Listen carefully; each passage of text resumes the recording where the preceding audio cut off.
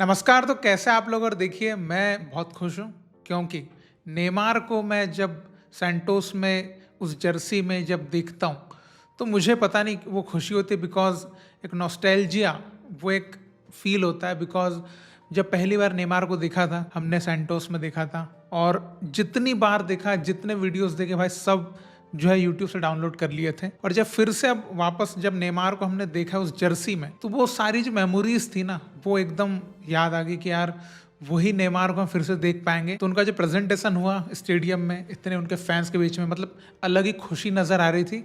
Not even fans के चेहरों पर भाई, नेमार के खुद के चेहरे पर खुशी के आंसू वो भी दिख गए। तो वो मतलब दिल एकदम बाग बाग हो गया कि भाई अब नेमार फाइनली वहाँ पहुँच गए जहाँ से वो बने थे।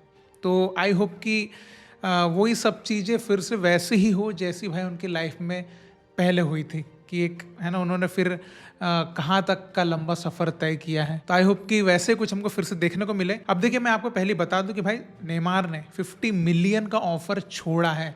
उनको MLS में खेलने का ऑफर था। और मैं आपको ये भी बता दूं कि भाई यहाँ पर उनकी सैलरी बहुत ज़्यादा कम हो चुकी है। अगर मैं आपको बताऊं तो देखिए, जो डिस्क्लोज हुआ है वो ये कहता है कि उनकी मंथली सैलरी सैंटोस में 166K डॉलर पर मंथ रहेगी। मतलब अगर आप उसको इंडियन करेंसी में कन्वर्ट करते तो 1.43 CR, मतलब आप मोटा मोटा 1.5 करोड़ बोल सकते हो मंथली सैलरी। तो देखो कहाँ उनकी सैलरी थी, कहाँ आ गई। लेकिन फिर भी उन्होंने ये क्लब चुना बिकॉज यहाँ से उनके जो गोल्डन डेज है वो शायद वापस आ सकते हैं। ये उनको भी लगता है और हमको भी लगता है भाई। अब नेमार को सैंटोस में जो इमेजिन मैं कर रहा हूँ कि मतलब नाक पे टेप, उनके वो रेनबो फ्लिक्स, नटमैक्स, बहुत ही सोलो गोल्स, बहुत ही अनइमेजिनेबल ड्रिबल्स, ये सब चीज़ें मैं इमेजिन कर रहा हूँ। जो उनका एक जो पुस्कस अवार्ड उनको मिला था उस गोल के लिए, तो वो सब आपके दिमाग में बिल्कुल चालू हो चुका होगा। बट क्वेश्चन यहाँ पे आता है कि क्या वो उतने ही स्किलफुल जो एक सो वोटिंग चलती थी वो अभी भी करेंगे? क्योंकि देखिए, मैं आपको थोड़ा सा बताना चाहूँगा, जब रोनाल्डिनो भी वापस ब्राज़ीलियन लीग में गए थे तो वो उस टाइप का गेम नहीं खेलते थे। बिकॉज आपको पता है कि थोड़ा एज फैक्टर भी हो जाता है। और भाई यंग एज में जो चीज़ें इंसान करता है, और अभी नेमार 33 के होने वाले, तो बहुत ज़्यादा डिफरेंस आ जाता है थोड़ा सा। लेकिन अगर फिटनेस पे अगर वो वर्क कर लें तो मे बी बहुत कुछ आपको फिर से देखने को मिलेगा। तो देखिए, अभी आपके दिमाग में ये भी चल रहा होगा कि भाई सैंटोस में हम पहली बार उनका भी देखें कब।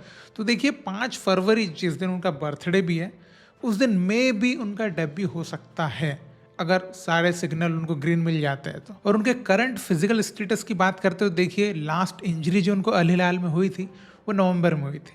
और उस टाइम पे उनको रिकवरी का जो पीरियड दिया गया था वो 4 to 6 वीक था, जो कि अभी कंप्लीट हो चुका है। तो फिजिकली वो फिट है। तो आई होप कि हम जल्दी से जल्दी उनको सैंटोस में मैच खेलते हुए देखें, because everyone want to see him. और देखिए, थोड़ा सा अगर मैचेस का एस्टिमेट हम लगाएं कि कितने मैचेस नेमार अभी खेल सकते हैं उनके 6 मंथ की डील पर, क्योंकि अभी 6 महीने के लिए गए हैं।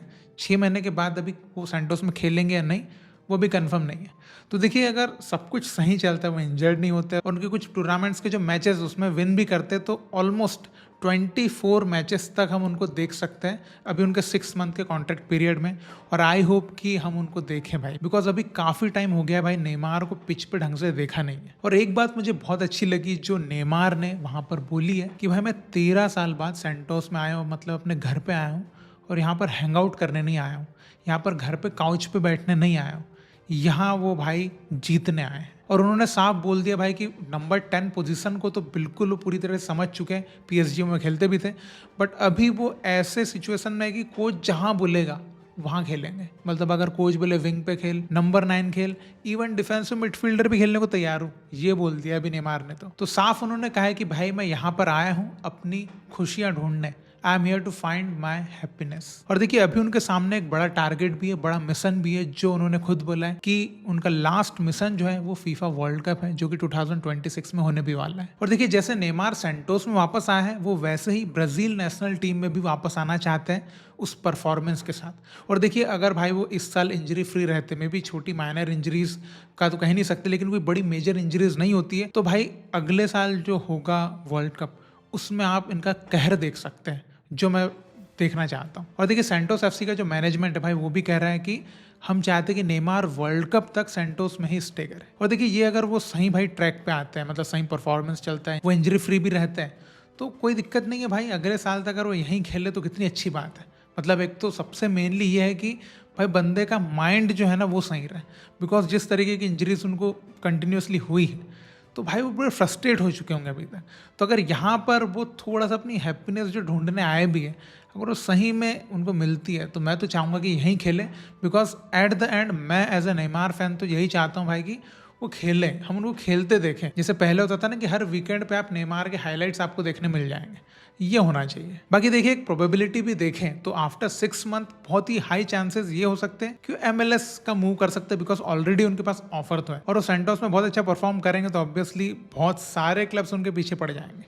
तो ये तो हो सकता है। लेकिन मैं चाहता हूँ कि भाई जहाँ वो अच्छा खेल सकते हैं वो वहाँ खेलें, बिकॉज़ भाई पैसा वो बहुत कमा चुके हैं, उनको पैसे की ज़रूरत अब उतनी नहीं है, बट हमको उनको देखने की बहुत ज़्यादा ज़रूरत है, ये मुझे लगता है।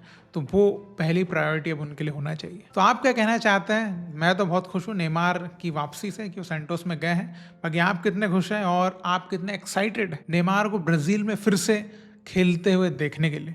जो भी आप कहना चाहें आप कमेंट में लिख के बताइएगा और आगे भी हमारी दिलचस्प बातें चलती रहेगी, तो आप सब्सक्राइब कर सकते हैं। हम फिर मिलेंगे। जय हिंद।